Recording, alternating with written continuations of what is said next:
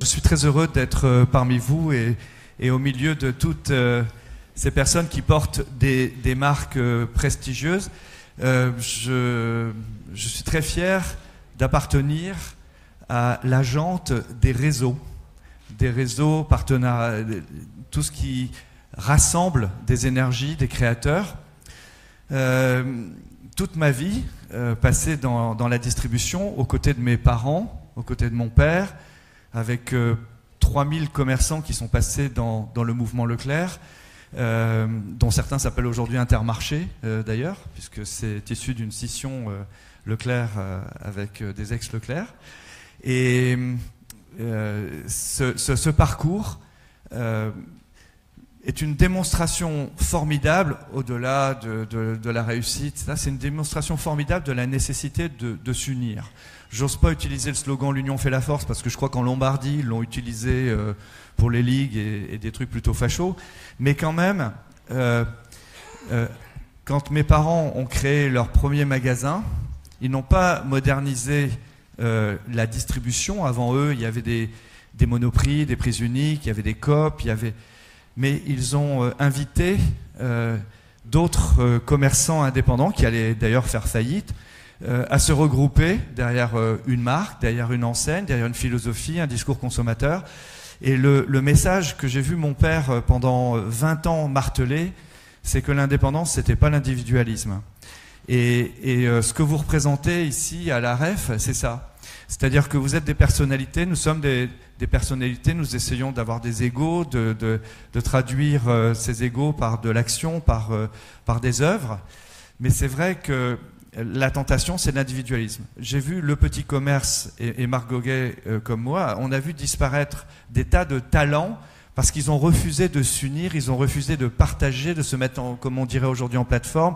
Ils ont refusé et ils n'ont pas vu que l'indépendance, c'était pas un statut, c'était une conquête. Et donc, les entreprises familiales que nous représentons dans la distribution, que ce soit chez Intersport, que ce soit chez Atoll, que ce soit chez Intermarché ou chez Système U, nous, chez les Bricots, on le doit justement à cette lucidité. Ouais, on a envie de dire qu'on est bon, mais si on veut faire la Coupe du Monde, il faut pouvoir participer au match, et pour participer au match, même le meilleur des footballeurs, il doit se mettre dans une équipe. Et c'est ça que j'espère vous récompenser à travers ce prix que vous m'offrez et que j'accepte avec bonheur. Ça me permet aussi, vous me permettrez de le dire, de retrouver Marc Goguet. Moi, j'ai connu Marc Goguet, j'étais pratiquement en culotte courte, puisque tu as été un des premiers opposants, si je me souviens bien, à la loi Royer en 1973 avec mon père. Et vous représentiez des intérêts différents, voire très concurrentiels. Et ça dira rien aux plus jeunes, mais c'est un moment où dans la vie politique française, les aménageurs, ou plus exactement les politiques, pensant avoir une bonne vision de l'aménagement de nos territoires, avaient imaginé que toute création de magasins en France passerait par des commissions régionales et nationales, puis l'autorisation du ministre. Et nous avons vécu à travers ce système plus poutinien que celui qui existe en Russie, avec tous les mécanismes de corruption qui ont été avec et qui ont donné lieu après à des réformes, loi Sapin, loi Raffarin, etc., loi Doubin. Et donc, nous avons tenu par le réseau. Alors, on a perdu des hommes et des femmes qui sont partis créer d'autres entreprises, et c'est quand même bien pour l'économie française. Et vous qui êtes tout jeuneau là en train de lancer le vôtre, eh bien j'espère bien que je suis votre exemple, mais attends, surtout je voudrais durer, hein, parce que ça devient dangereux quand on dit que l'autre est l'exemple. Et donc si j'ai le plaisir cette année d'amener les centres Leclerc à la tête de la distribution française en France, j'espère bien surtout les amener sur le podium des mieux-disants, sur le podium européen des mieux-disants en matière de nutrition et de développement durable. Et donc, ce qui me laisse le temps, moi aussi, de mener ces combats. Voilà, donc très content d'être avec vous. J'ai vu dans la liste des entreprises primées des très belles entreprises. Carole, c'est une superbe aventure. Novembre, c'est extraordinaire. J'ai vu que vous avez bien travaillé pour Lidl, qui le fait bien aussi d'ailleurs aujourd'hui. Donc dans cette convivialité partagée, merci à vous. Merci Michel-Édouard Leclerc. Et je vous propose justement donc de recevoir Stéphane. Allez, donc chacun... Michel, nous te remettons ce prix Jean-Paul Clément et je demande à Anne-Marie Clément de venir nous rejoindre ici. Le prix Jean-Paul Clément est la plus haute distinction de l'IREF, celle qui est attribuée à des grandes personnalités qui ont œuvré pour le commerce de la France et le développement économique français. Avant vous, cher Michel, le prix Jean-Paul Clément a été attribué à Macron. Non, c'est le prochain. C'est le prochain. On va quand même lui laisser un peu de temps pour prouver son efficacité et sa pertinence. Et le premier a été quelqu'un que vous avez bien connu. Ça a été Jacques Dermagne, président du Conseil économique et social, suivi par Alain Flelou, suivi Louis Leduf, il y a eu Henri Giscard d'Estaing pour le Club Med, que des gens bien. Et François Doubin, à qui nous devons notre fameuse loi dans le commerce organisé indépendant. Qui ai-je oublié, Pierre? Non. L'ancien PDG d'Air France. Oui, Christian Peugeot, le président d'Air France, et vous. Alors vous, j'ai un grand plaisir parce que Leclerc me rappelle des grands souvenirs. Tu as peut-être connu un dénommé Gaudichard à Marmoutier, qui, il y a plus de 30 ans, je crois que les trophées n'existaient pas encore. L'IREF existait, mais pas les trophées. Il se promenait déjà en hélicoptère. Et il me disait, si j'avais pas un Leclerc, je ne pourrais pas avoir mon hélicoptère. Alors, j'espère quand même qu'ils sont pas trop nombreux à se balader en hélicoptère, même si je leur souhaite une réussite, mais en tant qu'écolo, j'aime autant qu'on évite de cramer pour le plaisir du carburant, surtout que je crois que l'hélicoptère en largue pas mal. Hein, sans hélicoptère, on peut venir chez vous. Et sans hélicoptère, on peut venir planer chez nous. Ouais, ça marche. Ouais. Non, mais c'est vrai que donc je suis né en 52. Et mes parents, je suis né dans l'année où mon père a construit son premier magasin. Parce que mes parents, avant, vendaient ma mère dans la cuisine. Et mon père faisait ce que Jeff Bezos annonce, c'est-à-dire qu'il faisait de la livraison à domicile en camionnette.